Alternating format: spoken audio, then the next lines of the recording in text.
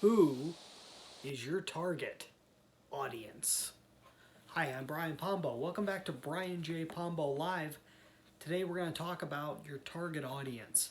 And I'm going to talk about it in a slightly different way. So when you're talking about your customer base or your ideal customer base or the people you're trying to reach, and you're setting up your marketing, you're setting up, what am I going to say to them? Where am I going to say it? How am I going to say it? It helps to sit down and really ask all the right questions when it comes to who your customers are.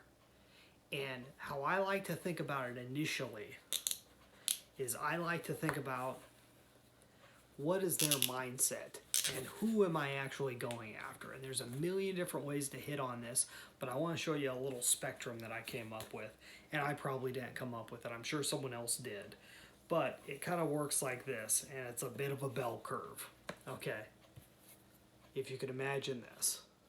And it starts out on one end, and the people in this section are people that will buy anything. And you have to go into it understanding that there's a percentage of people out there that will buy anything that you have. And I'm going to get to them in a second.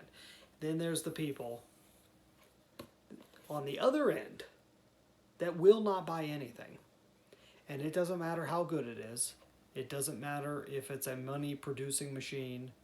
It doesn't matter if it makes all their wildest dreams come true. They will not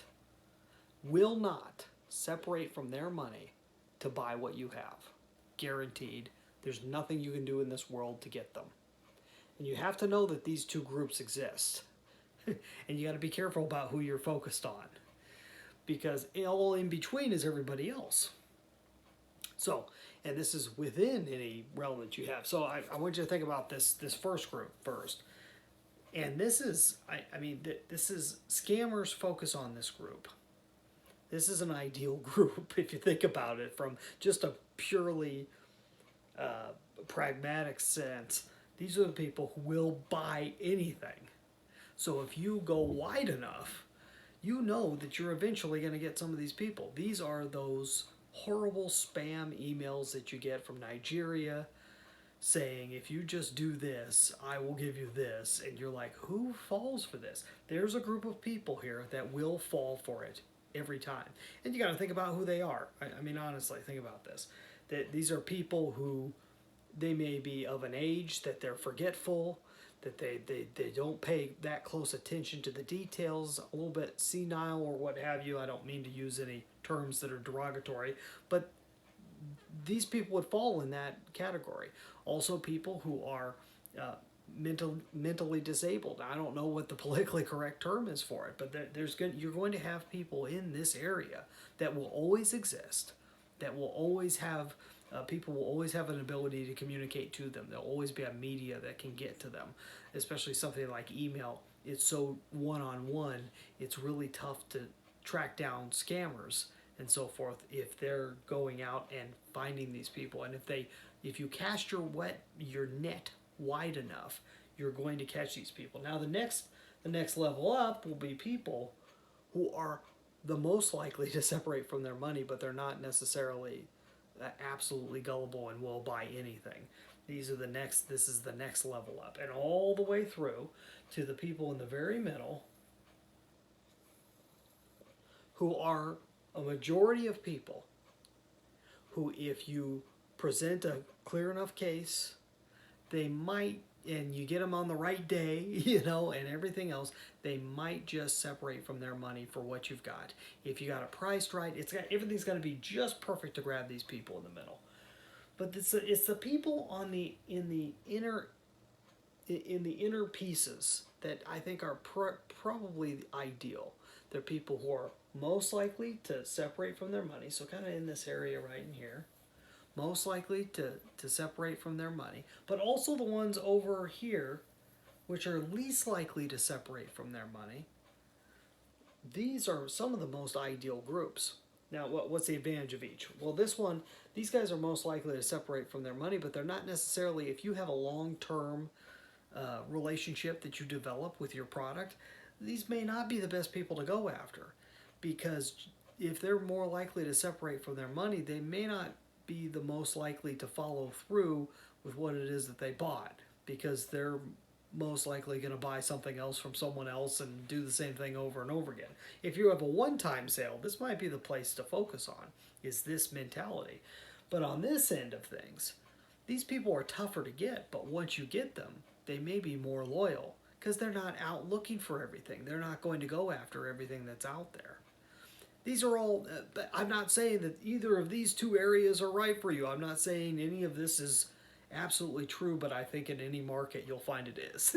In some ways, you're going to be able to map out, it's an 80-20 rule, you're going to be able to map out where people are at in terms at any given time. And sometimes people change where they are on that spectrum, depending on what the thing is. So, for example, if you are a avid golf person, you love golf and you will buy anything that is golf related. Well, if you lose your job, if you get a divorce, if your family dies in a horrible accident, I don't know, something catastrophic happens and you're pulled away from your passion of golf, all of a sudden, okay, now you're no longer passionate about it, so you're not in that looking zone anymore. Or if a person has no interest in golf, but somehow they get a job at some point where they start playing and they're hooked. They're on it. They love golf. Then all of a sudden they catapult to that area where they're more likely to purchase from you than they would have, and they would have been probably not at all likely before that.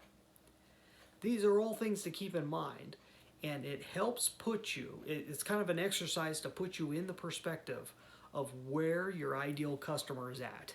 What are they thinking? What are they watching? What are they reading?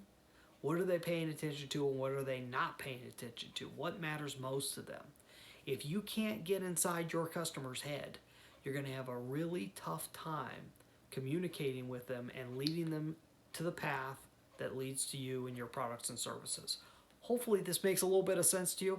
This is just I wanted to go a little bit in depth on this today, but we always go into more in depth when it comes to specific examples. So if you have an example that you'd like me to go through right here on the show, we do this every day anyways. Just send it to me. Either leave a comment or go leave a message for me over at brianjpombo.com.